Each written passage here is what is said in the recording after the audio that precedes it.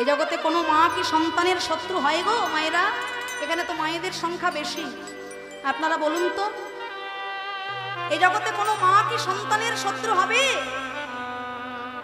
শাস্ত্র বলছে হয়। কখন জানো? সন্তানের প্রকৃত শিক্ষার সময় যে মা সন্তানকে প্রশ্রয় দিয়ে দিল, তাই তো? প্রকৃত শিক্ষার সময় লালয়িত পঞ্চবর্ষানি দশবর্ষানি তাড়ায়িত প্রাপ্তেন ষোড়শী বর্ষতি পুত্রং মিত্র পদাচন। সঠিক শিক্ষার সময় কখন?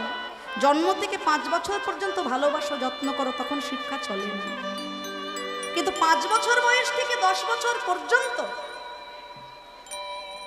তখন কিন্তু শিক্ষার সময়। আর সেই সময় যদি বলি আজকে ভুল করে ফেলেছে ও বাদ দাও, পরে বড় হলে ঠিক হয়ে যাবে, ওই যে ঢিলেটা দিয়ে দিলাম। দুর্যোধন একটার পর একটা অন্যায় করে চলেছে। দ্রোণাচার্য, কৃপাচার্য, ভীষ্মদেব বারে বারে সাবধান করছে অন্ধ ধৃতরাষ্ট্রকে, যাতে জ্ঞান উঠছে একটু দেখবেন। কিন্তু ধৃতরাষ্ট্র যেমন চোখে অন্ধ, তেমন পুত্র স্নেহেও তিনি হয়ে গেছেন অন্ধ।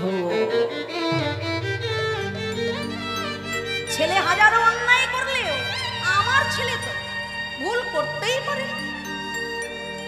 এই যে আমার ছেলে ভুল করতেই পারে না। আগেকার দিনে মাস্টার মশাইরা ছাত্র ছাত্রীদেরকে মারলে আমরা যদি মায়ের কাছে এসে নালিশ করতাম, মা উল্টে আমাকে আরো একটা চড় মারত।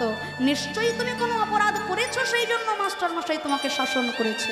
কিন্তু আজকের দিনে সন্তানকে শাসন করে মায়ের কাছে নালিশ করতে গেলে আমরা কোমর বেঁধে ছুটে যাই মাস্টারকে লাঠি দিয়ে পেটানোর জন্য। মাস্টারের হাতের ছড়িটা যেদিন মাটিতে নেমে গেছে বাবা, সেই দিন থেকে সন্তান আর সন্তান তৈরি হতে পারছে না। কোথায় সেই রবীন্দ্রনাথ, কোথায় স্বামী বিবেকানন্দ ঠাকুর, শ্রী রামকৃষ্ণ পরমহংসদেব? আজকে কোথায় তারা? প্রকৃত শিক্ষা কাকে বলে? ছোটবেলায় ঠাকুমার কোলে শুয়ে আমরা ভাগবত, মহাভারত, পুরাণ, রামায়ণ এগুলো শুনতাম। কিন্তু আজকের দিনে ওসব বলে আষাঢ়ে গল্প ভালো লাগে না, ঠাকুমার ঝুলি শোনা। আমরা বইতে পড়ছি হাট্টিমা টিম টিম তারা মাঠে পারে ডিম, আবার তাদের খাড়া দুটো শিং তারা হাট্টিমা টিম টিম। এখান থেকে একটা ছাত্র একটা ছাত্রী কি শিক্ষা পায়? ছোট্টবেলায় আমার ঠাকুমার স্কুলের পড়ার বই আমাকে তিনি পড়াতেন, মহৎ যে হয় তার সাধু ব্যবহার, উপকার বিনা নাহি করে অপকার। দেখো হো কুঠার করে চন্দন ছেদন, চন্দন সুভাষ তারে করে বিতরণ। কাক কারো করে নাই সম্পদ হরণ, কোকিল করেনি কারো ধন বিতরণ। কাকের কঠোর রপ বিষ লাগে কানে, কোকিল অখিল প্রিয় সুমধুর গানে। গুণময় হইলে প্রেম সব ঠাই, গুণহীনে সমাদর কোনোখানে না।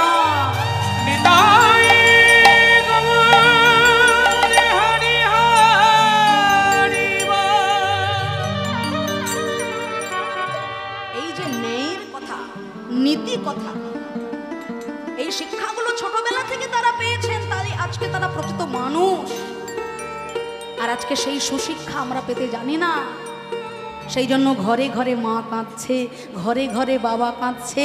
এখানে শুধু সন্তানের দোষ নয়, দোষ কিছু মায়েদেরও আছে, যারা সন্তানকে বড় করছে কিন্তু প্রকৃত মানুষ করতে জানে না।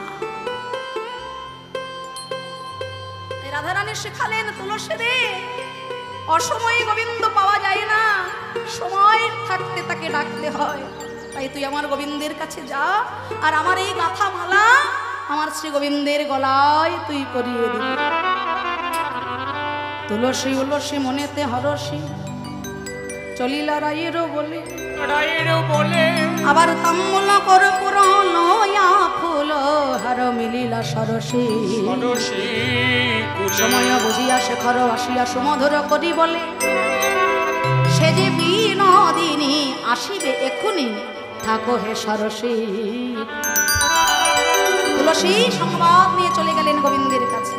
আর সেই সংবাদ অনুযায়ী গোবিন্দ আমার আজকে রাধারানীর দর্শনের জন্য নিজেকে প্রস্তুত করছে। ওদিকে রাধারানী মনে মনে চিন্তা করছেন যে সকালবেলা সখীকে তো পাঠালাম আমার গোবিন্দের কাছে সংবাদ নিয়ে, কিন্তু যার জন্য আজকের এই এত ছলনা, কেমন করে পাবো তার দেখা। কৃষ্ণ বিবাদিনীর ঘরে বাস করি, কৃষ্ণ কথা কইতে মানা, হরি কথা শুনতে মানা, হরি দর্শনে যেতে মানা, শাশুড়ি আর ননদিকে ফাঁকি দিয়ে কেমন ভাবে যাবো আমার গোবিন্দকে দেখতে। এই কথা ভেবে আজকে রাধারানী আমার ছলনার আশ্রয় করলেন। কেমন ছলনা না, আজকে প্রভাত কালে উঠে মাথার ঘোমটাটি আরো বেশি করে টেনে দিয়ে রাধারানী ঘরের কোনায় বসে ক্রন্দন করছেন। রাধারানী কেমন করে কাঁদছেন মায়েরা আপনারা একটু দেখুন। আবার ওদিকে যাই,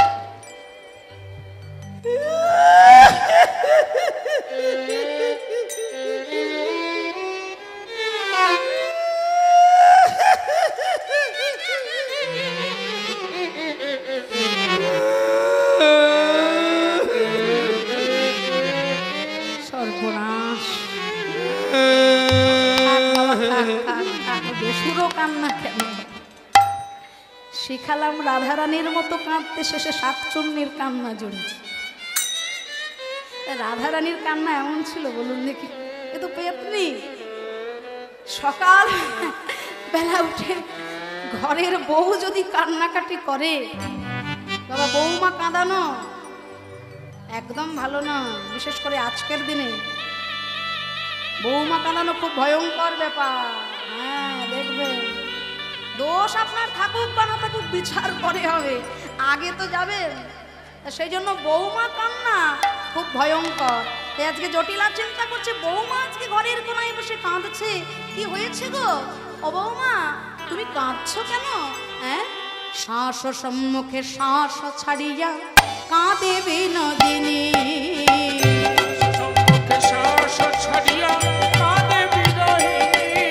আবার ত্রাস পাইয়া বাস গুছাইয়া মুছে চোখের পানি,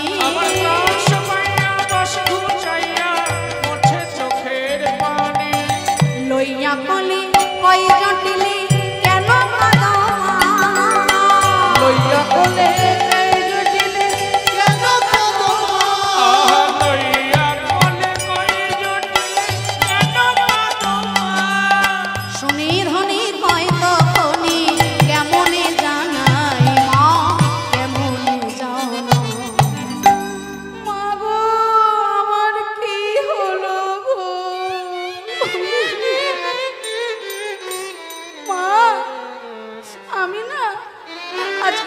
প্রভাত কালে একটা ভয়ঙ্কর স্বপ্ন দেখেছি মা।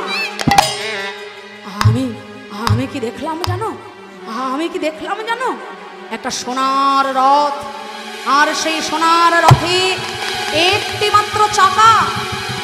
সেই সোনার রথে এক সোনার দেবতা ধীরে ধীরে পথ ধরে আসছে আমার দিকে। আমি রূপমাধুরী দর্শন করে স্তম্ভিত হলাম। সেই সোনার দেবতা বলে উঠলেন, শোনো হে বিনোদিনী, আমি হলাম সূর্য দেবতা। তোমার পিতৃকুলের কুলদেবতা আমি। বিবাহের পূর্বে তুমি সূর্য পূজা করেছিলে তোমার পিতৃগৃহে, কিন্তু বিবাহের পর সেই কুলদেবতার পুজো আজ পর্যন্ত তুমি করো নাই। তাই তোমার প্রতি হয়েছি আমি ক্রোধান্বিত। আমার ক্রোধে তোমার সুন্দর সংসার ধ্বংস হয়ে যাবে। পতির মস্তকে বজ্রাঘাত পড়বে, গৃহে অমঙ্গলের ছায়া নেমে আসে। ভক্তমণ্ডলী, ভক্তিমতী মায়েরা, এখানে আমরা সূর্য পূজার কিছু বিবরণ শুনব। সূর্যদেবের কথা খুব মনোযোগ দিয়ে আস্বাদন করবেন। যে কারণে আজকে এত ভক্ত সমাগম, এই যে সূর্য পূজা আপনারা করেন, হ্যাঁ সূর্য পূজা করেন আপনারা? দেখুন, যে কোনো পুজো করতে গেলে, আপনি কালী পুজো করুন, লক্ষ্মী পুজো করুন, সরস্বতী পূজা করুন, যে কোনো পুজো করতে গেলে আগে কিন্তু পঞ্চদেবতাকে পুজো করতে হয়, স্মরণ করতে হয়। সেই পঞ্চদেবতার মধ্যে একজন দেবতা হলেন সূর্য দেবতা, যাকে ছাড়া কোনো পুজোই সম্পূর্ণ হয় না। শিব, দুর্গা, গণেশ, সূর্যদেব, এই যে চারজন, এনাদের পুজো অবশ্য করতে হবে। তা আপনারা যে আজকে সূর্য পূজার স্থলে এখানে এসেছেন, একটু বলে রাখি, সূর্য পূজা করতে গেলে কি কি নৈবেদ্য সাজাতে হয় আর কেন করা হয় সূর্য পূজা, এর কারণগুলো আপনারা জেনে।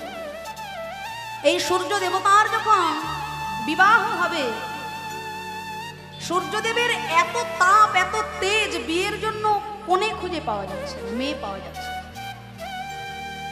অবশেষে দেবশিল্পী বিশ্বকর্মা তার কন্যা সঙ্গে বিবাহ দিলেন শিব ঠাকুরকে, এই সূর্যদেবকে। সূর্য দেবতার স্ত্রীর নাম কি গো মায়েরা? সংজ্ঞা দেবী। তা সংজ্ঞা দেবী দেখলেন যার সঙ্গে ঘর করব তার এত তাপ, এত তেজ, আমি তো সংসারই করতে পারছি না। সেই জন্য সংজ্ঞা দেবী কি করলেন না, তার একটা প্রতিমূর্তি তৈরি করলেন। তার নাম কি? ছায়া। বাহ, মায়েদের তো মুখস্থ হয়ে গেছে। তা সেই যে ছায়া দেবীকে তৈরি করলেন, ছায়ারূপী প্রতিমূর্তিকে রেখে সংজ্ঞা দেবী ফিরে এলেন পিতৃগৃহে, যে বাবা তুমি এমন কোন জামাইয়ের হাতে আমাকে বিবাহ দিয়েছ যার এত তাপ, এত তেজ, আমি সংসারই করতে পারছি না। দেবশিল্পী বিশ্বকর্মা বললেন, দেখো মা, বিবাহের পর কষ্ট করে হলেও স্বামীর সংসার করাটাই সতীসাধ্যী রমণীর শ্রেষ্ঠ উপায়। ঠিক আছে বাবা, যেখানে আমি থাকতেই পারছি না, টিকতেই পারছি না, সেখানে সংসার করব কি করে? তুমি যদি আমাকে আশ্রয় না দাও, আমি চলে যাব দেবাদিদেব মহাদেবের চরণে, ভোলে বাবার শ্রীচরণ। সবার বাবা, বাবার বাবা ভোলেনাথ যিনি, তার কাছে গিয়ে আশ্রয় নিলেন সংজ্ঞা দেবী। শিব ঠাকুর বললেন, আয় মা, যতদিন না তোর সংসারের অশান্তি মিটছে, আমার বাড়িতে কন্যারূপে তুই বিরাজ কর। এদিকে সংজ্ঞা দেবীর গর্ভে জন্ম নিয়েছিলেন একজন পুত্র, আর ছায়া দেবীর গর্ভে জন্ম নিয়েছিলেন একজন পুত্র। সংজ্ঞা দেবীর গর্ভে জন্ম নিয়েছিলেন যমরাজ। সংজ্ঞা দেবীর গর্ভে যমরাজ জন্মগ্রহণ করলেন, আর ছায়া দেবীর গর্ভে জন্ম নিলেন বড় বাবা। বাবা রে বাবা, দুইজন ছেলের নাম শুনলেই আত্মারাম খাঁচা ছাড়া। তাহলে সূর্যদেব লক্ষ্য করছেন, ছায়া দেবী একজন সন্তানকে একটু বেশি খেতে দেয়, বেশি ভালোবাসে, আর আরেকজন ছেলের সঙ্গে সৎ মায়ের মতো আচরণ করে। সূর্যদেব ধ্যানগ্রস্ত হলেন, চিন্তা করলেন, স্ত্রী যদি আমার এক হবে, সন্তান যদি একই মায়ের গর্ভের হবে, তা একই মায়ের দুটি সন্তানের প্রতি তো দুরকম আচরণ হবে না? ব্যাপারটা একটু গন্ডগোলের। সূর্যদেব ধ্যানগ্রস্ত অবস্থায় বুঝতে পারলেন, যার সঙ্গে আমি ঘর করছি তিনি সংজ্ঞা দেবী নন, সংজ্ঞা দেবীর প্রতিমূর্তি ছায়া। সূর্য হলেন ক্রোধান্বিত, শ্বশুর মশাইয়ের কাছে তাড়াতাড়ি ছুটে গেলেন যে আপনি কেমন সন্তান জন্ম দিয়েছেন?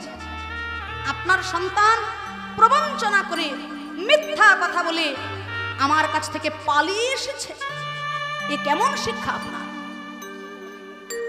বিশ্বকর্মা চিন্তা করলেন, বাপরে বাপ, শ্বশুর মশাইয়ের সঙ্গে যদি এমন ব্যবহার করে জামাই, তাহলে না জানি আমার মেয়ের সঙ্গে কি অত্যাচারটাই না করে। বেশ, আমি কৃপা করে, নিজ গুণে কৃপা করে তোমাকে সন্তান দিয়েছিলাম, কন্যা দিয়েছিলাম। কন্যা হলো প্রত্যেকটা পিতার কাছে রত্ন।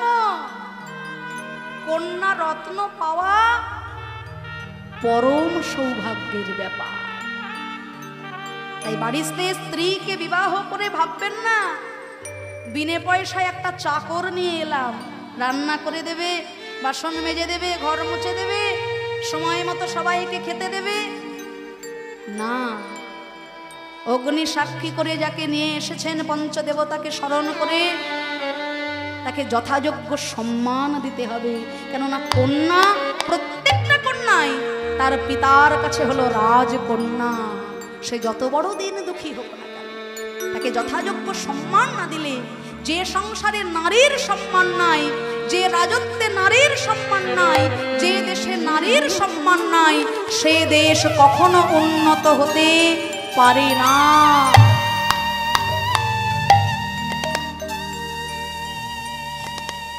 তাই ক্রোধান্বিত হলেন শ্বশুর মশাই বিশ্বকর্মা। বললেন, ওরে সূর্য, তোরে এতটা। সূর্যদেবের সম্মুখে দর্শন করে তখন দেব শিল্পী বিশ্বকর্মা তার হাতের অস্ত্র দিয়ে ওই সূর্যদেবকে 12টি ভাগে ভাগ করে দিলেন।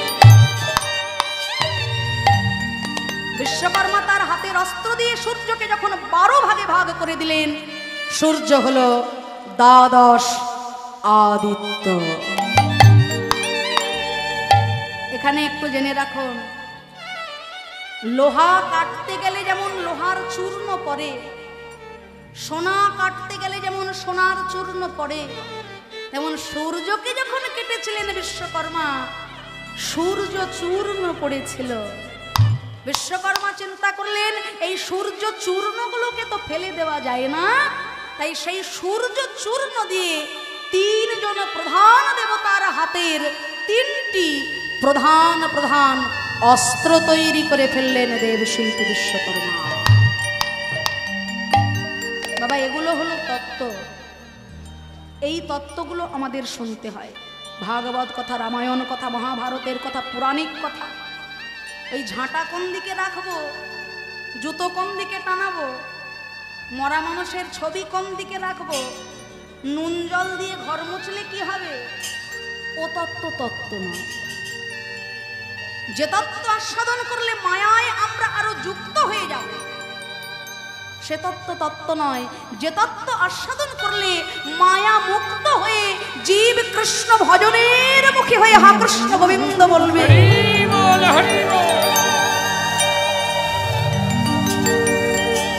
সেই তত্ত্ব হলো প্রকৃত তত্ত্ব।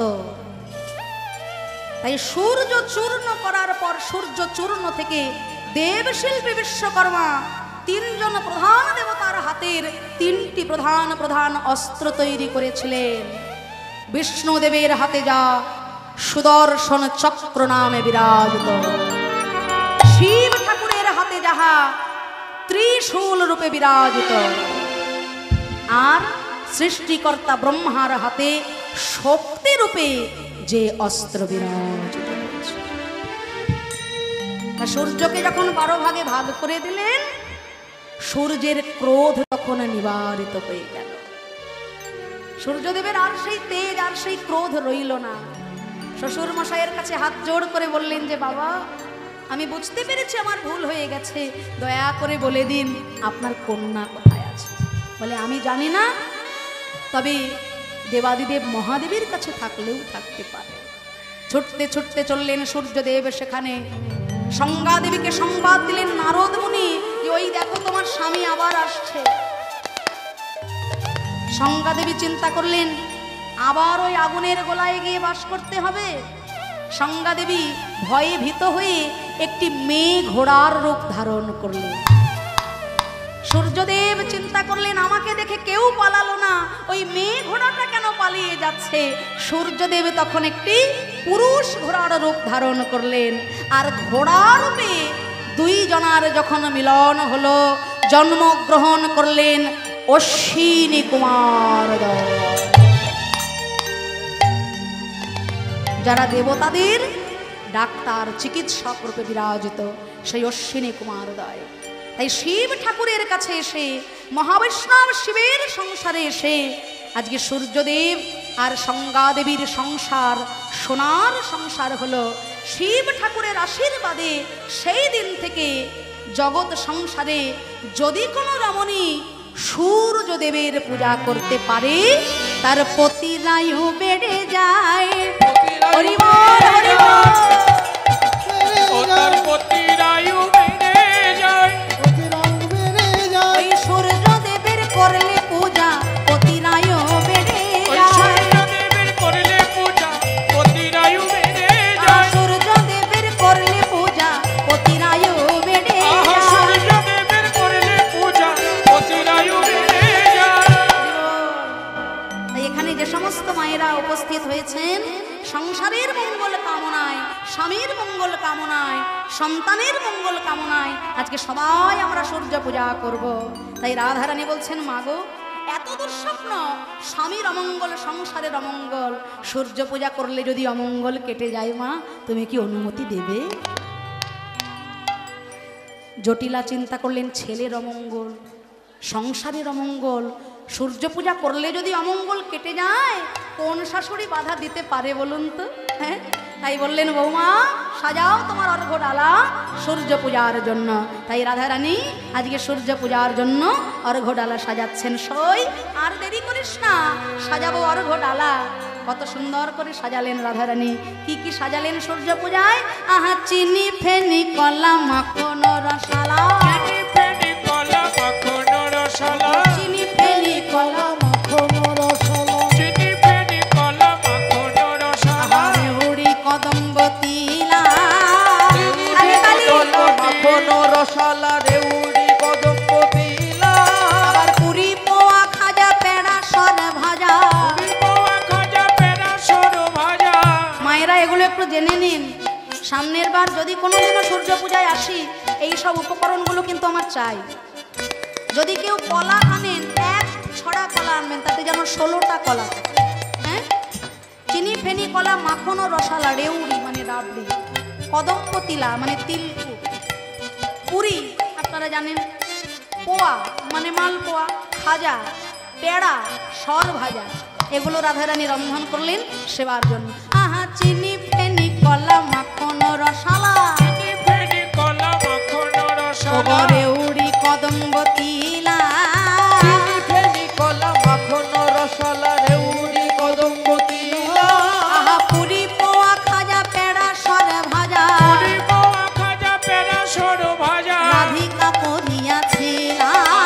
পুরি পোয়া খাজা পেড়া সরু ভাজা, রাধিকা করিয়াছিলাম। আমার গোবিন্দ সেবায় লাগবে বলে, আমার গোবিন্দ সেবায় লাগবে বলে, আমার কৃষ্ণ সেবায় লাগবে আমার বলে, কৃষ্ণ সেবায় লাগবে বলে, কত যতন করে রেখেছে ধনী, কৃষ্ণ সেবায় লাগবে বলে, যতন করে ধনী কৃষ্ণ সেবায় লাগবে বলে, কত যতন করে রেখেছে ধনী, সারা নিশি জেগে জেগে যতন করে রেখেছে ধনী, সারা নিশি জেগে জেগে, যতন করে রেখেছি, সারা নিশি জেগে জেগে, করে রেখেছি, আমার গোবিন্দ সেবায় লাগবে আমার গোবিন্দ সেবায় লাগবে আহা, বলে, পুরি পোয়া খাজা পেড়া সর ভাজা, রাধিকা করিয়াছিলাম। পুরি পোয়া খাজা পেড়া সরু ভাজা, রাধিকা করিয়াছিলাম।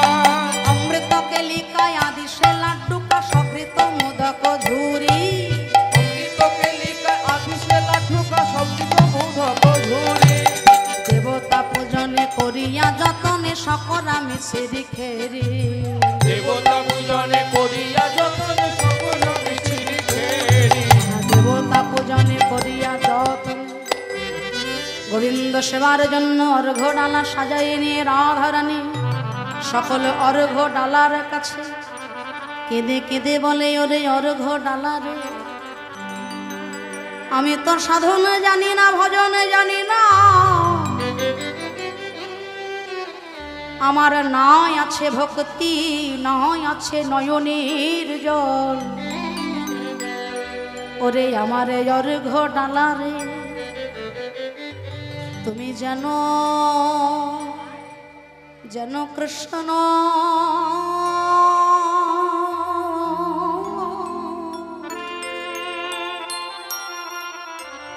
কৃষ্ণ সেবা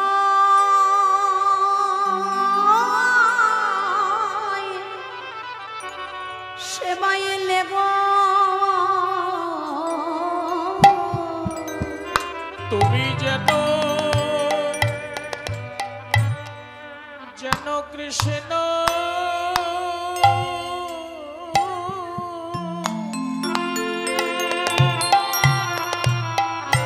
কৃষ্ণ সেবা সেবাইলে গো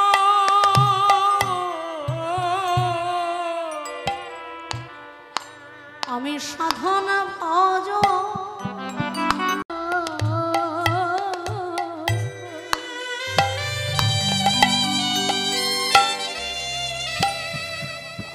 আর যদি হয় যোগ তবে তার না হয় বিয়োগ বিয়োগ হইলে কেহ না জিয়।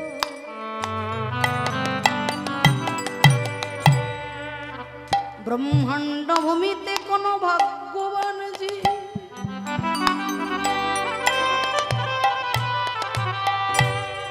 গুরু কৃষ্ণ প্রসাদে পায় ভক্তি লতার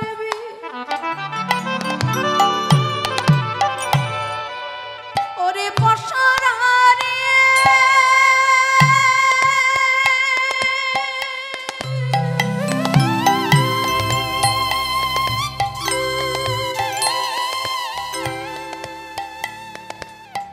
আমি তো সাধনে জানি না আমার নয় আছে ভক্তি নয় আছে নয়নের জল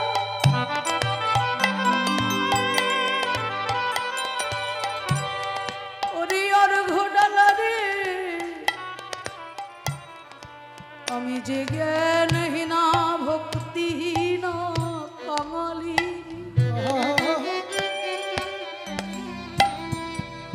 ওরে আমি কৃষ্ণ সেবার কি বা জানি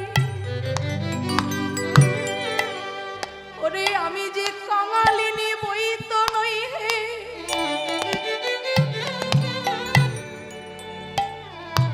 ওরে আমার আর ঘোডালা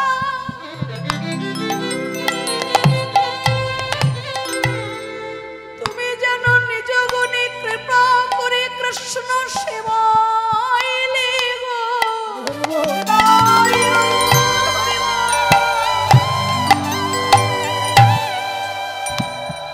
আমার নয় আছে ভক্তি নয় আছে নয়নের জল ওরে আমি তো কাঙালিনী বই তো নই আমি সাধন ভজ সাধন ভজ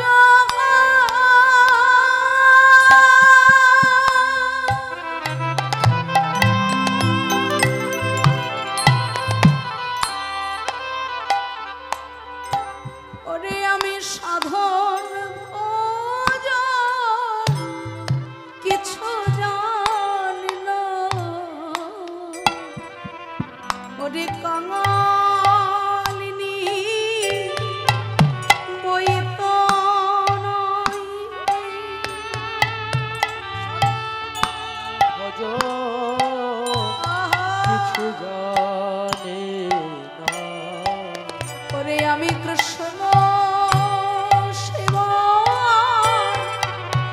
কি বা জানি আমি হলাম ব্রজে হরি বল কাঙালিনী। আমি সাধন ভজ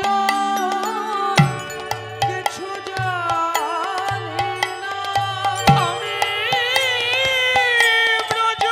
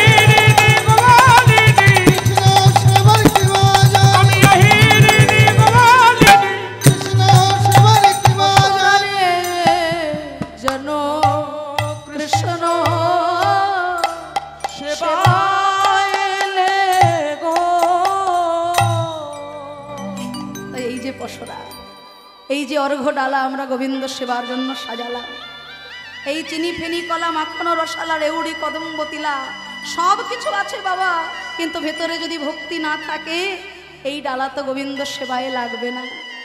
দুর্যোধনের ঘরে কোনো অভাব ছিল না, ভগবানকে নিমন্ত্রণ জানিয়েছিলেন, কিন্তু ভগবান তার কাছে না গিয়ে বিদুরের স্ত্রীর কাছে শুকনো কলার খোসাগুলো খেয়েছিল। তাই এই আনন্দ উৎসবের পালাতেও লীলাতেও দুফোঁটা চোখের জল ফেলে গোবিন্দকে ডাকতে হয়, যাতে আমাদের এই অর্ঘ্য ডালাগুলো হ্যাঁ গোবিন্দ তোমার হলাম বলে তার চরণে শোভে দিতে পারে। আর যারা যারা বাইরের অর্ঘ্য ডালা সাজিয়ে আনতে পারেননি, তারা নিজের মনরূপী অর্ঘ্য ডালাটা আজ এই হরিবাসরে বসে হা গোবিন্দ তোমার হলাম বলে তার চরণে সমর্পণ। হরি বল, হরি বল। তাই গৌর হরি বল। এই সখী সঙ্গে সবকিছু সাজিয়ে রাধারানী যেই না পথের দিকে অগ্রসর হবে, এমন সময় কৃষ্ণবাদিনী কুটিলা এসে দাঁড়ালো। সে কি কথা, এত সুন্দর সুন্দর রমণীদের সঙ্গে ঘরের বউকে মা কোথায় পাঠাচ্ছে? বলি ও মা, তোর কি কোনোদিনও বুদ্ধি শুদ্ধি হবে না? সকালবেলা কাজ নেই কর্ম নেই, ঘরের বউকে এত সুন্দর করে সাজিয়ে গুজিয়ে একেবারে কোথায় পাঠাচ্ছিস? জটিলা বলে হ্যাঁ রে কুটিলে, সব ব্যাপারে এত মাথা গলানোর কি দরকার তোর? আমি তো আছি। আমার বৌমা কুস্বপ্ন দেখেছে, তাই আমার বৌমাকে আজকে সংসারের মঙ্গলের জন্য সূর্য পূজা করতে পাঠাচ্ছে। আসল জায়গায় বশ করে ফেলেছে তার মায়েরা, একটু জেনে রাখুন এই জায়গাটা। সংসারে শান্তি বজায় রাখতে গেলে ওই আসল চাবি কাঠিটা হচ্ছে শাশুড়ি মা। ওই জায়গাটাকে যদি কোনো প্রকারে সন্তুষ্ট রাখতে পারেন, সংসার একেবারে আপনার হাতের মুঠো। এটা মূল মন্ত্র সংসারে। অনেকে মানেন, অনেকে মানেন না। যারা চিন্তা করেন স্বামী আমার, ছেলে আমার, বাদ বাকি কাউকে চিনি না, তাদের কথা অন্য কথা। কিন্তু সংসারে শান্তি বজায় রাখতে গেলে শ্বশুর শাশুড়িকে আগে ভালোবেসে তাদের মনটা জয় করো। স্বামী তো তোমার আপন আছেই, সে তো আপন আছেই, সে তো নিজের আছেই।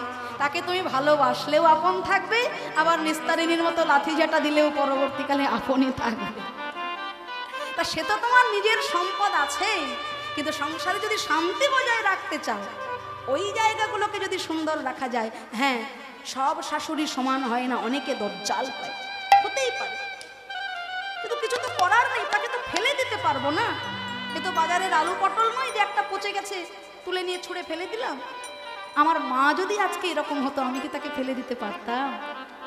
সেই রকম সংসারে শান্তি বজায় রাখতে গেলে ওই জায়গাটাকে যদি সুন্দর রাখতে পারো, তাদেরকে যদি মা বাবার মতো যত্ন করা যায়, ভালোবাসা যায়, সংসার একদিন সোনার সংসার হবেই হবে। আর শাশুড়িদের উদ্দেশ্যেও বলবো, যে কোনো ঘরের ছোটখাটো টুকটাক ঘটনা ওই ফোনে ফোনে মেয়ের সঙ্গে গুজুর গুজুর না করে ঘরের বৌমাটাকে যেদিন মেয়ে ভেবে যত্ন করতে পারবেন, বৌমা না ভাববেন, সেই দিনই আপনাদের সংসার সোনার সংসার হবে। করিব এই কুটিলা চিন্তা করছে আসল জায়গায় কলকাঠি নেড়ে দিয়েছে, আমার এখানে আজকে আর কিছু করার নেই। তা শোনো বলি, তুমি যদি আজকে সূর্য পূজার স্থলে যাও, শোনো ননদি, তুমি যাবে, আমি তোমায় বাধা দিতে পারবো না, মা যেহেতু বলে দিয়েছে। কিন্তু একটা শর্ত, আমিও তোমার সঙ্গে যাব। আমিও তোমার সঙ্গে যাব। তোমার কেমন পূজা দেখতে পাবো, আমিও তোমার সঙ্গে যাব। তোমার কেমন পূজা দেখতে পাবো, আমিও তোমার সঙ্গে যাব। তোমার পূজা নইলে সাজা দিব, আমিও তোমার সঙ্গে যাব। তোমার পূজা নইলে সাজা দিব, আমিও তোমার সঙ্গে যাব। আরে বাবা রে বাবা, এ তো মেঘ না চাইতেই জল। আমি সকাল থেকেই ভাবছিলাম ননদি, তোমার বাড়ির পুজোর নিয়ম কানুন তো আমি জানি না, আমি তো পরের ঘরের মেয়ে। তা তুমি যদি সঙ্গে যাও, সূর্য পূজা একেবারে কি যে হবে জানেন। শত্রুকে সব সময়ের জন্য বড় আসনটা দেবে, তারপর ঝোঁক বুঝে কোপ, সেটা পরের কথা। কিন্তু শত্রুর সঙ্গে প্রথম থেকেই শত্রুতা যদি করতেন রাধারানী, আর সূর্য পূজা আজকে তার হতো না। তাই চলো ননদি, তুমি যখন নিজের থেকেই বলেছ আজকে আমার আনন্দের সীমা নেই, চলো আজ আমরা সবাই মিলে কুসুমিত কুঞ্জে সূর্য পূজা করে আসবো।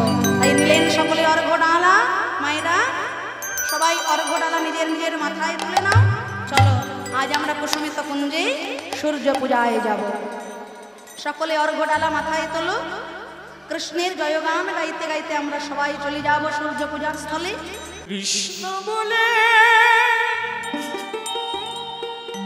বাহু তুলে এসো না ভাই, হরি নামে একবার কৃষ্ণ বলে বাহু তুলে এসো না ভাই, হরি নামে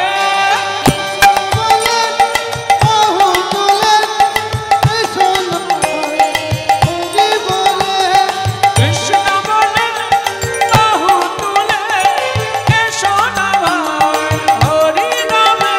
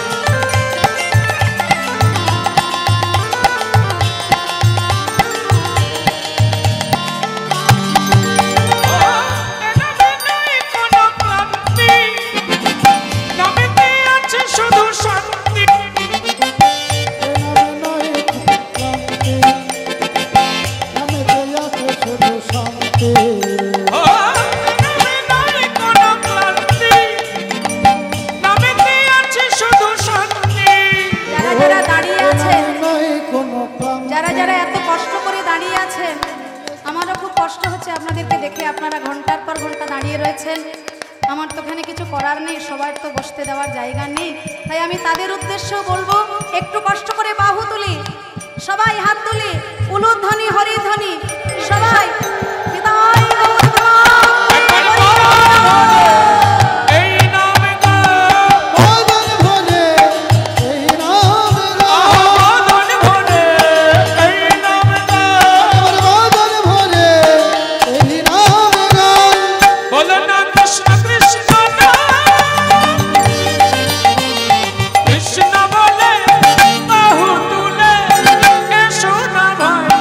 হরি নাম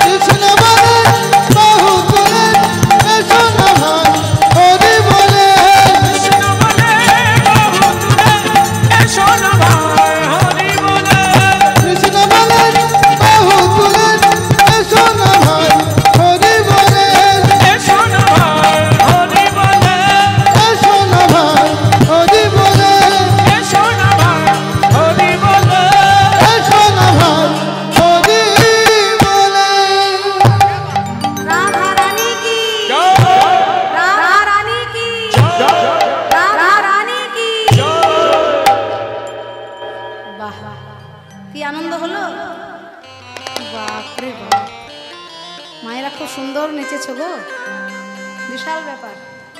তা বেশ একটু দূরে রাখো যাতে আমি আসা যাওয়া করতে পারি মাইকের সামনে। তাই রাধারানী সখীগণ সঙ্গে কুটিলাকে সঙ্গে নিয়ে চলেছেন সূর্য পূজার স্থলে। শোভাটি কেমন মায়েরা ভালো করে দর্শন করুন, কি অপূর্ব লীলা বৃন্দাবনে। সখী সনে চলে ধনী বিনোদিনী রায়, সখী সনে চলে ধনী বিনোদিনী রায়। হরি বল হরি বল।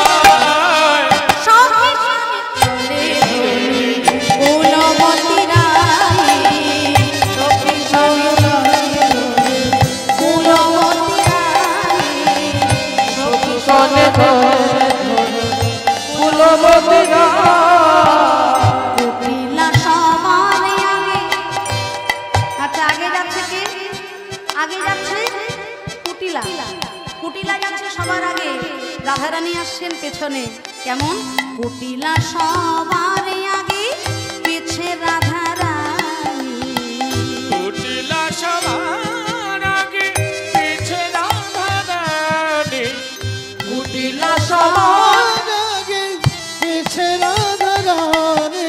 এইবার ফলমূল ও ফলমূল লইয়া চলে যাতে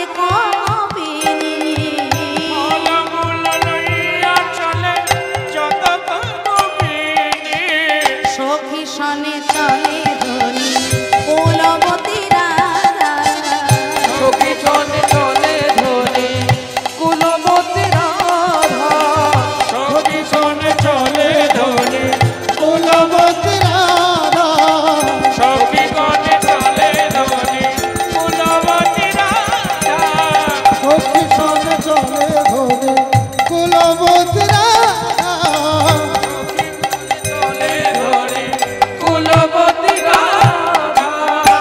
এত সুন্দর বৃন্দাবন, বৃন্দাবনের শোভা দর্শন করে কুটিলার মন আজকে আনন্দে ভরে গেল। দেখবেন ভালো মানুষের সঙ্গ করলে খারাপ মানুষের মনেরও পরিবর্তন হয়ে যায়। কুটিলার মনের সুন্দর আনন্দে ভরে উঠেছে। রাধারানীকে জিজ্ঞাসা করছে, ও বৌদি, এহেন সুন্দর বন কে বানির মিল, এহেন সুন্দর মন কে বানির মিল, এহেন সুন্দর কে বানির মিল, এহেন সুন্দর মন কে বানির মিল। আর কোথায় বসতি তার জানো যদি বলো, আর কোথায় বসতি তার জানো যদি বলো, সখী সনে চলে ধনী কুলবতী রাধা, সখী সনে চলে ধনী কুলবতী রাধা, সখী সনে চলে ধনী কুলবতী রাধা, সখী সনে চলে ধনী কুলবতী রাধা, সখী সনে চলে ধনী কুলবতী রাধা। আচ্ছা বৌদি, এত সুন্দর বৃন্দাবন ফুলে ফলে ভরে উঠেছে, এই মধুর বৃন্দাবন কে তৈরি করেছে গো? হ্যাঁ, আহা, কত সুন্দর পাকা পাকা ফল, মিষ্টি মিষ্টি ফুলের গন্ধে ভরে উঠেছে ব্রজধাম। কে তৈরি করেছে এই বৃন্দাবন? রাধারানী চিন্তা করছে, বা এতক্ষণ ধরে ননদি কোনো কথা বলেনি, তাই আমিও পথ খুঁজে পাচ্ছিলাম না। বললাম না, শত্রুকে বড় বাসনটা দাও, তারপর সুযোগ বুঝে। তা এই সুযোগটার সদ্ব্যবহার করবেন রাধারানী। শোনো ননদি, যে কথা তুমি আমাকে জিজ্ঞাসা করলে, জিজ্ঞাসা না করলেই মনে হয় ভালো হতো।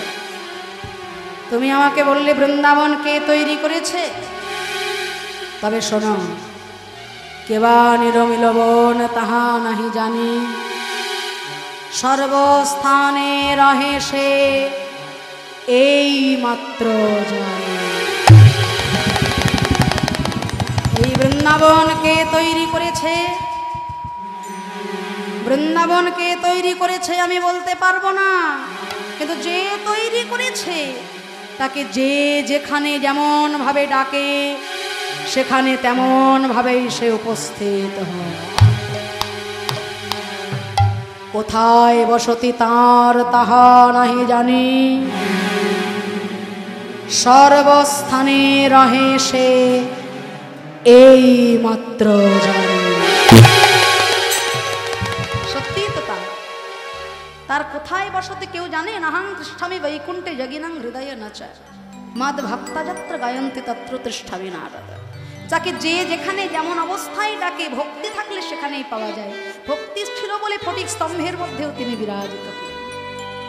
তাই বলছে কোথায় বসতি তার তাহা নাহি জানে। এটা যদি ভালো করে বলে তাহলে কুটিলা ভয় পায় না, কিন্তু রাধারানী এমন করে বলছেন কোথায় বসতি তার তাহা নাহি জানি, সর্বস্থানে রহে সে এই মাত্র জানে। সর্বনাশ! বৌদি, তুমি কি কোনো ভূত প্রেতের কথা বলছো? এ কি কোনো ভূত প্রেত?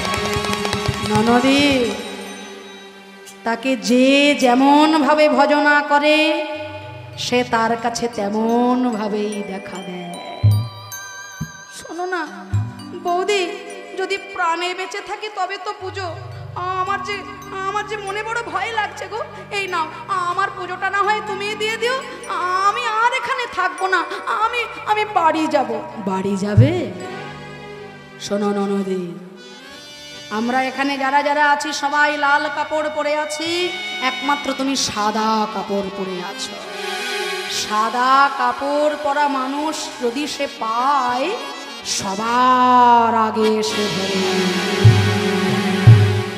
তত্ত্বের দিকে বলছে বাঁকার ভজন যদি করতে চাও, মনটাকে আগে সরল সোজা পথে নিয়ে চলো। সাদা হলো শান্তির প্রতীক, শুভ্র ভাব। এই যে সাদা কাপড় পরে তাকে সবার আগে ধরে, অর্থ হলো যার হৃদয়টা শুভ্র, সুন্দর, পবিত্র, পরিষ্কার, সেইখানেই সেই বাঁকার দেখা পাওয়া যায়। কুটিলা ভাবছে সাদা শাড়ি, সর্বনাশ, আমি তো সাদা শাড়ি পরে আছি, আমি কি তাহলে বাড়ি যেতে পারবো না? যেতে পারবে না নদী, কে বলেছে পারবে না? তবে যাওয়ার আগে ওই ভূত তাড়ানো মন্ত্রটা আমি তোমায় শিখিয়ে দেব। ভূত তাড়ানো মন্ত্র? হ্যাঁ, ভূত তাড়ানো মন্ত্র না বললে তো তুমি যেতে পারবে না বাড়িতে। বলে তাহলে ভূত তাড়ানো মন্ত্র কি? শুনবে না নদী? তাহলে বলো, বলো কৃষ্ণ কহ কৃষ্ণ। ওই নন্দের বেটা কেলে ছোড়া, মরে যাবো তবু ওই কেলে ছোড়ার নাম আমি করবো না। আরে বাবা, কেলে ছোড়াই তো ভূতের রাজা গো। না হলে ওইটুকু ছোট্ট ছেলে পুতনা রাক্ষসীকে বধ করতে কি পারতো? বলে তাহলে বলবো। হ্যাঁ বলো, কি বলতে বললে? বলো কৃষ্ণ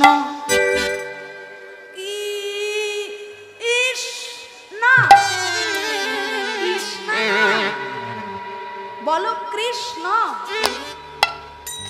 কৃষ্ণ কৃষ্ণ কৃষ্ণ কৃষ্ণ।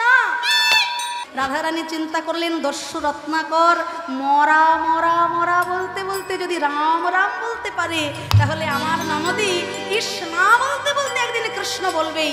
বারবার বলো ননদী, কৃষ্ণ কৃষ্ণ কৃষ্ণ কৃষ্ণ কৃষ্ণ কৃষ্ণ কৃষ্ণ কৃষ্ণ কৃষ্ণ কৃষ্ণ কৃষ্ণ কৃষ্ণ। বলো কৃষ্ণ কহ কৃষ্ণ, বলো কৃষ্ণ কহ কৃষ্ণ। একবার কৃষ্ণ কৃষ্ণ বলো মুখে, বলো হরি বল হরি বল। কৃষ্ণ বলো কৃষ্ণ কহ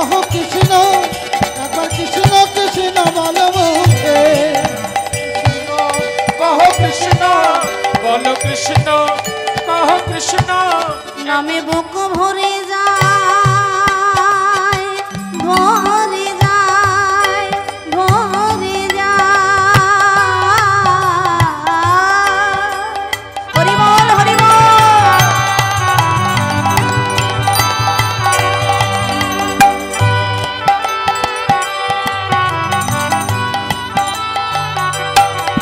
নামে বুক ভরে যায় অভাব মিটায় ভরে যায় অভাব মিটায় স্বভাব জাগায় মহাসুখে বল কৃষ্ণ কহ কৃষ্ণ হরি বল হরি বল। কহ কৃষ্ণ একা কৃষ্ণ কৃষ্ণ বলো মুখে কৃষ্ণ কহ কৃষ্ণ বল কৃষ্ণ কহ কৃষ্ণ একবার কৃষ্ণ কৃষ্ণ বল রাধারানী কুটিলাকে ওই কৃষ্ণ নাম করতে করতে পাঠিয়ে দিলেন ঘরের দিকে। ললিতা বিশাখা বলছে রাধে গো তোর এত বুদ্ধি কবে হলো রে? হ্যাঁ এটা কি ভূত তাড়ানো মন্ত্র নাকি পাদিনী তাড়ানো মন্ত্র? রাধারানী বলে সই আমি কিছুই জানি না, আমার গোবিন্দই বিপদ কালে আমার বুদ্ধি জুগিয়ে দেন। আহা বিপদে গোবিন্দ গোবিন্দ মনে বিপদে গোবিন্দ গোবিন্দ প্রাণ আমার গোবিন্দ রাখিল দাসীর মা। গোবিন্দ রাখিল দাসীর মান আমি গোবিন্দের সপেছি এমন মা।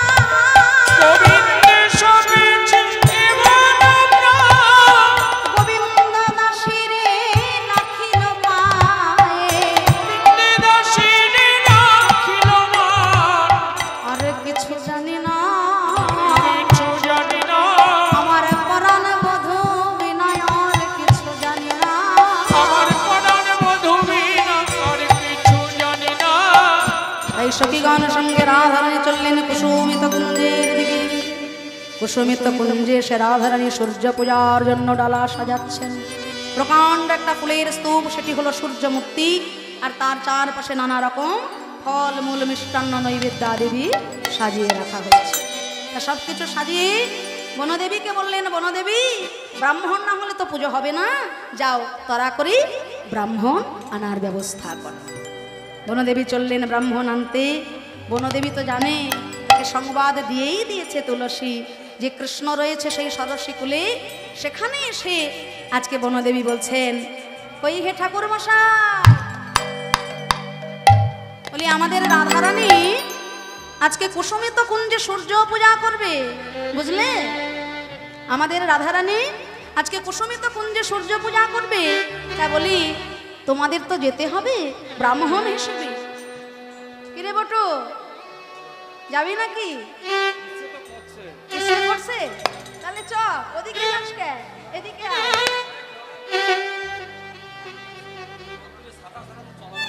ছাতা?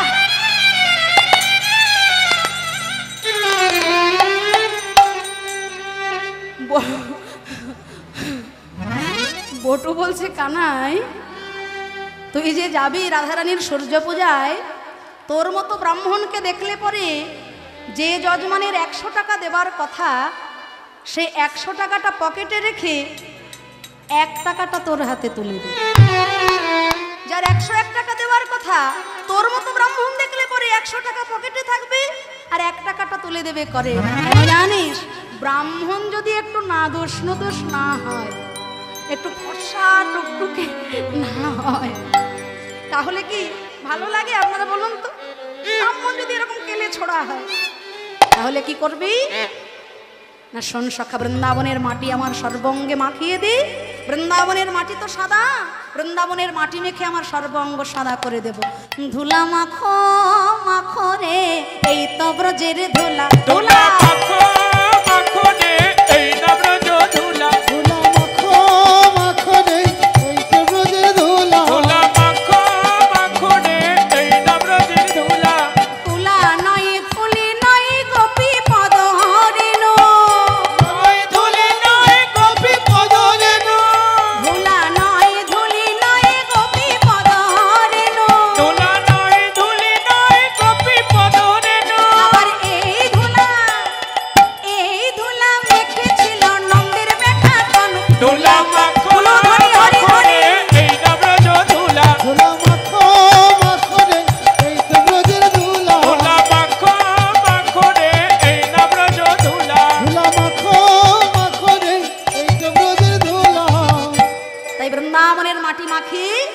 গোবিন্দকে সর্বাঙ্গ সাদা করে দিয়েছে মধুমঙ্গল। মধুমঙ্গল ছিল ব্রাহ্মণ সন্তান, সে আমার গোবিন্দকে ব্রাহ্মণ হিসেবে সাজালো। কেমন ভাবে সাজালো? ব্রাহ্মণ সাজছেন শ্রী গোবিন্দ, কেমন ভাবে সাজছেন গো? গলে পাটা ভালে ফোটা কোষাকুষি করে, গলে পাটা ভালে ফোটা কোষাকুষি করে, গলে পাটা ভালে ফোটা কোষাকুষি করে, গলে পাটা ভালে ফোটা কোষাকুষি করে, ছোট কাছা মোটা গোছা কটিয়াটি করে, ছোট কাঁচা মোটা কটিয়াটি করে। গলে পাটা ভালে ফোটা কোষাকুষি করে, গলে পাটা ভালে ফোটা কোষাকুষি করে, গলে পাটা ভালে ফোটা কোষাকুষি করে। গলায় দিলেন পট্টবস্ত্র মানে নামাবলী, কপালে দিলেন চন্দনের ফোঁটা, হাতে দিলেন কোষাকুষি। এই যে কোষাকুষি, এর মধ্যে এইরকম ভাবে হাতটাকে করে সমস্ত গঙ্গাকে আহ্বান করা হয়। গঙ্গে চ যমুনে চৈব গোদাবরী সরস্বতী নর্মদে সিন্ধু কাবেরী জলেস্মিন সন্নিধিং করো। এই যে সাতখানা পবিত্র তীর্থের জল আহ্বান করা হয়, এই রকম হাতটা কেন? অঙ্কুশ মুদ্রা। অঙ্কুশ মুদ্রা, একে বলা হয় হাতি তাড়ানোর লাঠি। ভাবাবেশে বলা হচ্ছে যে আমি হাতির পিঠে উঠে সপ্ত বাড়িকে এই কোষাকুষির মধ্যে আহ্বান জানালাম। তাই গলে দিলেন পট্টবস্ত্র, কপালে দিলেন চন্দনের ফোঁটা, কোষাকুষি দিলেন হাতে। গলে পাটা ভালে ফোঁটা কোষাকুষি করে, ছোট কাছা মোটা কোছা কোটি আটি পট। তা বনদেবী এসেছেন ব্রাহ্মণ আনতে, কৃষ্ণ আর মধুমঙ্গলকে নিয়ে চললেন। বনদেবী সেই তো গো মা, সর্বনাশ করেছে। লইয়া পুথি হইয়া যথি আইলা দেবের ঘরে, আহারে আহারে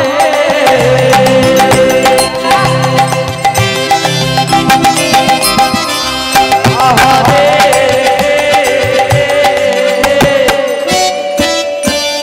লইয়া পুথি হইয়া আইলা দেবের ঘরে, আইলো দেবের ঘরে, লইয়া পুথি হইয়া আইলা দেবের ঘরে, ওই লইয়া মুঠি হইয়া যদি আইলা দেবের ঘরে, সন্ধ্যা দেখে নিজের মন সনসন করে, সন্ধ্যা দেখে বটুর মন সনসন করে, ওই পূজার সন্ধ্যা দেখে বটুর মন সনসন করে, পূজার রঙ্গ দেখে গভীর মন ছনছন করে।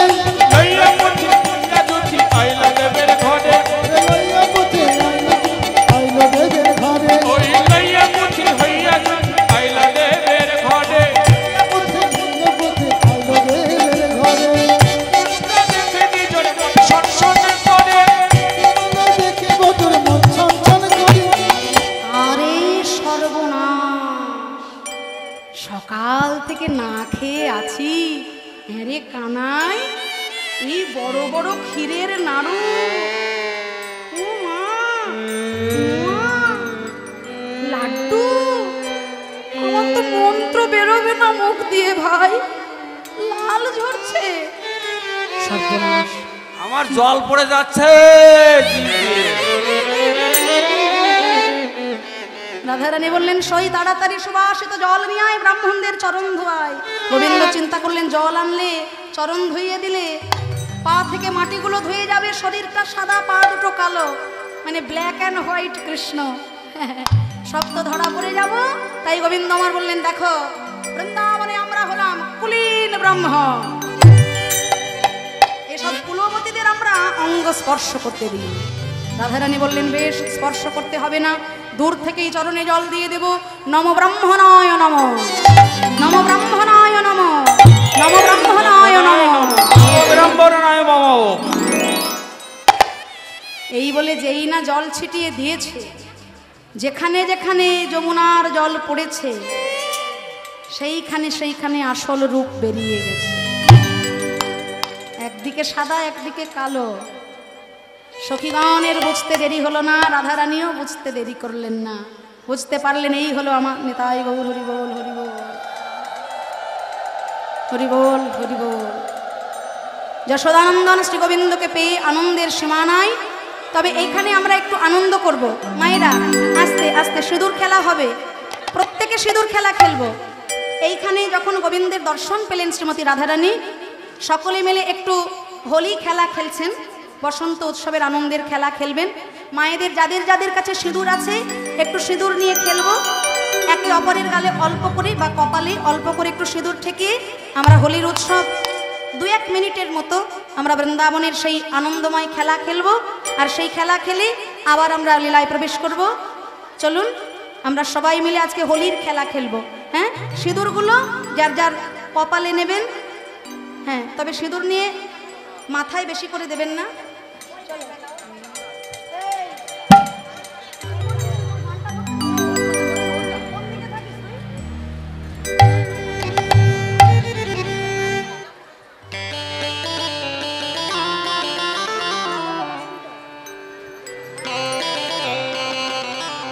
চলুন সকলে একটু উলুধ্বনি হরিধ্বনি সহকারে সিঁদুর খেলা হবে। তারপর বৃন্দাবনে রাধে রাধে। নবল বসন্ত নবল বৃন্দাবন নবল হি রাধা নবল বসন্ত নবল বৃন্দাবন নবল হি রাধা শ্যাম। সবাই সিঁদুর মাখুন, আমাকে একা নয়, আপনারা সবাই মাখুন। সবাই সিঁদুর কপালে নিন, পুজোর আগে সবাই সিঁদুর কপালে নিন, সবাই সিঁদুর নিন কপালে। রাধা শ্যাম শ্যাম শ্যাম রাধা শ্যাম শ্যাম শ্যাম রাধা শ্যাম শ্যাম শ্যাম রাধা শ্যাম শ্যাম শ্যাম রাধা শ্যাম শ্যাম শ্যাম রাধা নবল বসন্ত নবল বৃন্দাবন নবল হি রাধা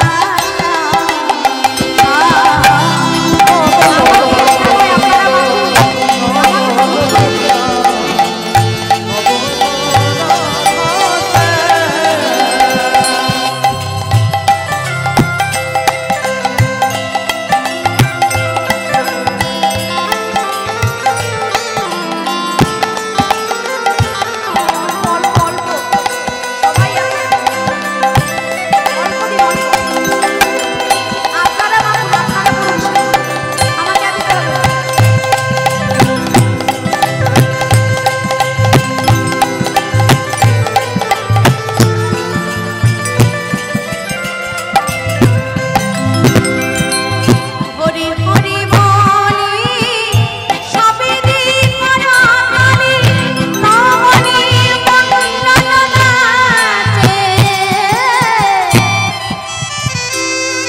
আরে সবাই উঠে আসবেন না, সবাই উঠে আসবেন না।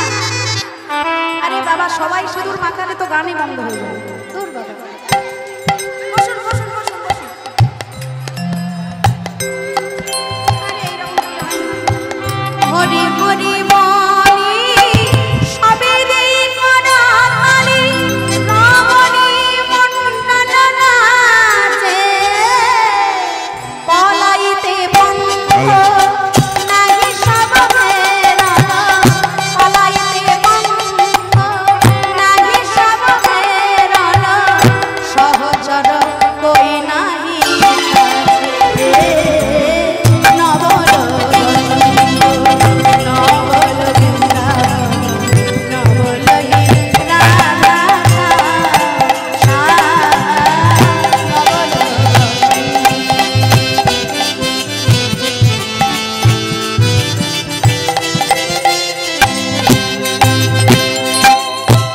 তা বটু বলছে, হ্যাঁ রে রাধে, তুই যে কৃষ্ণের সঙ্গে গান করছিস, ওদিকে আমার পেটে যে কিছু নেই, আমার সেবার ব্যবস্থা কর। রাধারানী জানতেন বটুর সঙ্গে থাকলে রাধা কৃষ্ণের মিলন হবে না, তাই রাধারানী কি করেছেন, একটা নাড়ুতেই মোদক মিশিয়ে এনেছেন। অস্থির জানি বিনোদিনী মোদক দিলা করে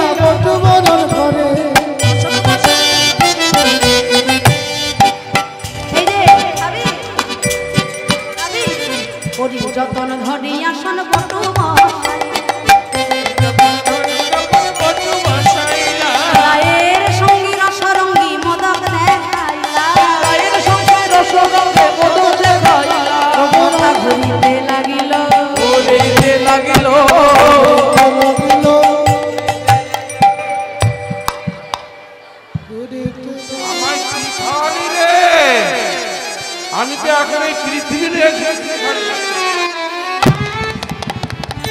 ঘুরিতে লাগিল মদকলা রূপে মাথা ঘুরিতে লাগিল ওই মদকনা রূপে বটু অচৈতন্য হয়ে গেল ওই মদকনা রূপে ওই মদকনা রূপে মদকনা রূপে মদকনা রূপে মাথা ঘুরিতে লাগিল। সখীগণ বললেন রাধে গো, একজন ঠাকুর মশাই অজ্ঞান হয়ে পড়ে আছে আর একজন ঠাকুর মশাইকে আমরা চিনে ফেলেছি, তাই বটু অচৈতন্য হয়ে পড়ে আছে, রাধা গোবিন্দ যুগল মিলনে হয়েছে না আবদ্ধ। কিন্তু সুখের সময় তো বেশিক্ষণ থাকে না বাবা। নষ্ট লোকের দুষ্ট কথা কইল বুড়ির কানে, দুষ্ট লোকের দুষ্ট কথা কইল বুড়ির কানে, দুষ্ট হয়ে দুষ্ট বুড়ি আইল পূজার স্থানে, গুপ্ত হয়ে দুষ্ট বুড়ি আইল পূজার স্থানে, আরে সবে মিলি করে কেলি বসি পূজার ঘরে, সবে মিলে করে দেখি বুড়ি শেখর সারি সবার সতর করে। কুটিলা এসে মা জটিলার কাছে এমন ভাবে সব ঘটনা বলেছে, জটিলা কুটিলা আয়ান আজকে লাঠি বঠি আর খাড়া নিয়ে চলেছে সূর্য পূজা। এবার দূর থেকে জটিলা কুটিলা আয়ানকে দেখে ভয়ে ভীত শ্রীমতী রাধারানী লুটিয়ে পড়লেন গোবিন্দের চরণে। প্রাণনা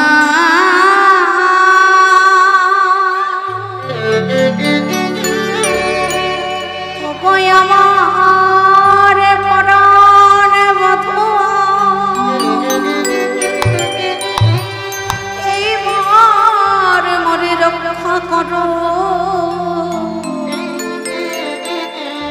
আমি যে বড় বিপদে পড়েছি। জটিলা কুটিলা আয়ান আসছে, তোমার সঙ্গে যদি বনে দেখে আমায় যে আর ঘরে যেতে দেবে না, শ্যামনা গো তুমি রক্ষা করো। গোবিন্দ আমার বললেন বেশ, দেখছি কি করা যায়। ছাই ফেলতে এবার ভাঙা কুলোটা কাজে লাগে। মায়েরা বসে যান, বসে যান। আপনি দাঁড়িয়ে রয়েছেন, পিছনের ভক্তরা তো দেখতে পাচ্ছে না, অযথা দাঁড়াচ্ছেন কেন আপনারা? বসে পড়ুন না। জয় রাধে জয় রাধে।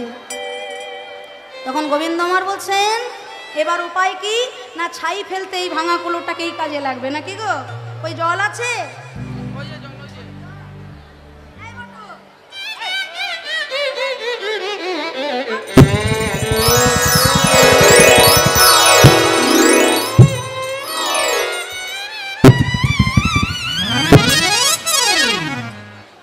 লাঠির কথা শুনলে আচ্ছা আচ্ছা পাগল ভালো হয়ে যায়, আর মোদকের নেশা ছুটবে না। বটু তাড়াতাড়ি উঠে সূর্য পূজা করছে, আর শ্রী গোবিন্দ আমার বলছে বটুরে, এই প্রকাণ্ড ফুলের স্তূপের মধ্যে আমি প্রবেশ করব, তুই যেমন যেমন প্রশ্ন করবি আমি তেমন তেমন উত্তর দেব। কানু তখন ভানু হইয়া ফুলের ভিতরে যায়, ভিতরে যায়, তখন ভানু হইয়া ফুলের ভিতর যায়, যখন যেমন তখন তেমন বুঝে কথা কয়, যখন যেমন তখন তেমন বুঝে কথা কয়, নাগর বুঝে কথা কই গো, বুঝে কথা কয় গো, বুঝে কথা কই গো, বুঝে কথা কয় গো, যখন যেমন তখন তেমন বুঝে কথা কই গো, যখন যেমন তখন তেমন বুঝে কথা কয় গো, যখন যেমন তখন তেমন বুঝে কথা কয়। যখন যেমন তখন তেমন বুঝে কথা কয়। শাড়ি তো অর্ধেক খুলে গেল, বাকিটা কি রাখবো না খুলে দেব? খুলে দি। বেশ, ওটা পরিয়েছেন মা গো, মণিপুরি ড্রেস।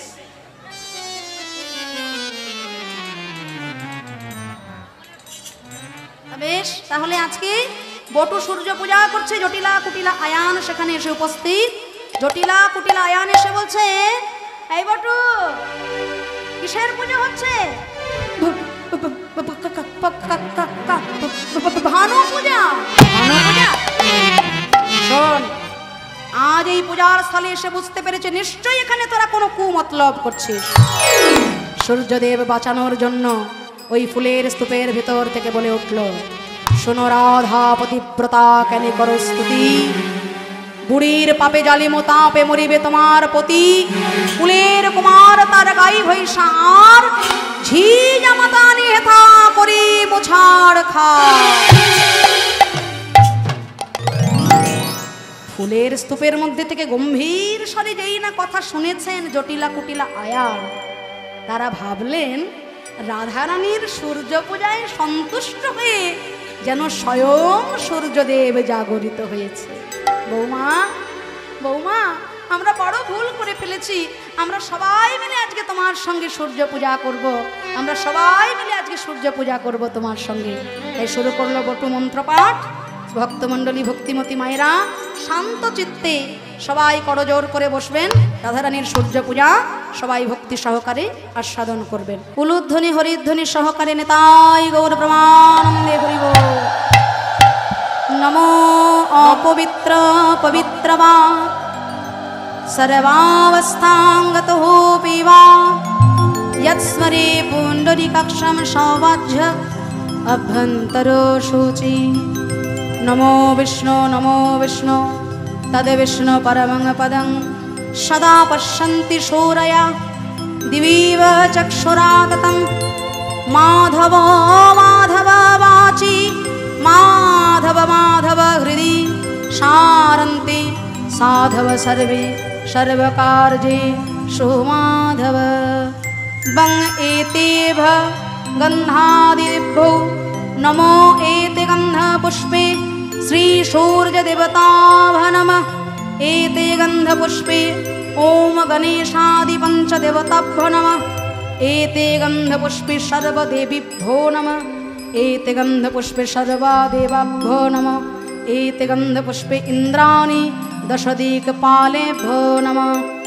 आसनमन्त्रस्य मेरुपृष्ठ ऋषि श्रोतलं छन्द कूर्मदेवता आसनोपवेशने विनियोग पृथ्वीत्वया धृता लोका देवी त्वं विष्णुना धृता तञ्च धारायमाङ नित्यं पवित्राणं कुरु चासनं। वामे गुरभ्ये नमः परमगुरभ्ये नमः परमेष्ठी गुरभ्ये नमः परापर गुरभ्ये नमः परमेश्वर गुरभ्ये नमः। दक्षिणे सिद्धिदाता गणेशाय नमः। ऊर्ध्वे ब्रह्मणे नमः। आधे अनन्ताय नमः। पृष्ठे क्षेत्रपालाय नमः। सम्मुखे श्री श्री सूर्य नारायणाय नमः। পুচ্ছ, হ্যাঁ ময়ূর পুচ্ছ আছে। একে একে আমরা আরতি দর্শন করব। হ্যাঁ, সকলে উলুধ্বনি হরিধ্বনি সহকারে। ও হে সূর্য দেব পূজিব তোমারে। ও হে সূর্য দেব পূজিব তোমারে। ও হে সূর্য দেব পূজিব তোমারে। ও হে সূর্য দেব পূজিব তোমারে।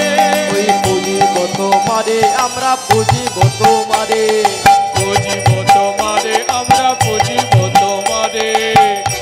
তোমারে আমরা পূজিব তোমারে। পূজিব তোমারে আমরা পূজিব তোমারে।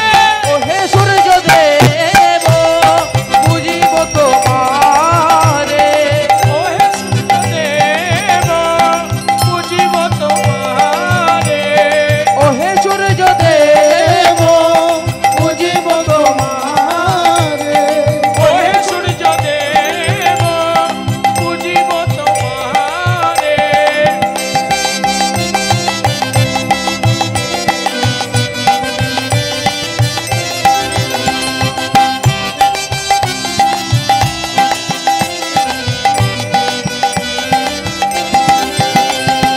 ও হে সূর্য দেব পূজিব তোমারে। ও হে সূর্য দেব পূজিব তোমারে। ওই সূর্য দেবের করলে পূজা সকল বিপদ যায়। সূর্য দেবের করলে পূজা সকল বিপদ যায়। ওই সূর্য দেবের করলে পূজা সকল বিপদ যায়। ওই সূর্য দেবের করলে পূজা সকল বিপদ যায়। ওই ও হে সূর্য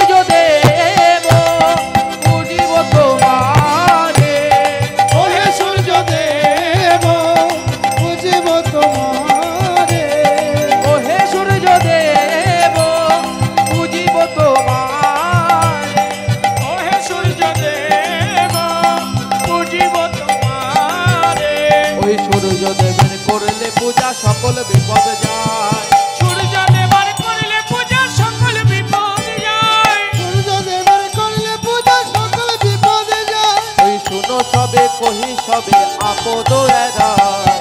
ওহে সূর্য দেব বুঝিব তোমারে ওহে সূর্য দেব বুঝিব তোমারে ওহে সূর্য দেব বুঝিব তোমারে।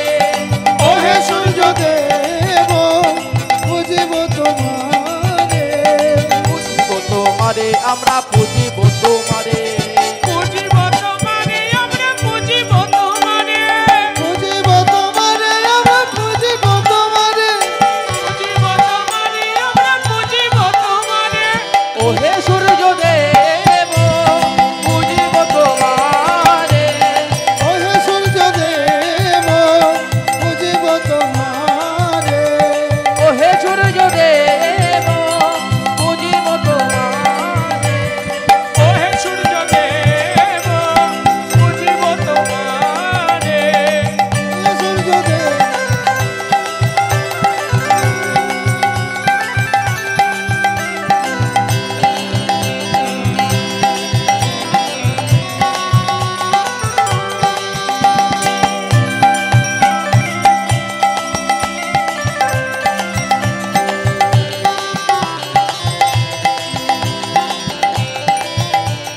সূর্য দেবের করলে পূজা সকল বিপদ যায়।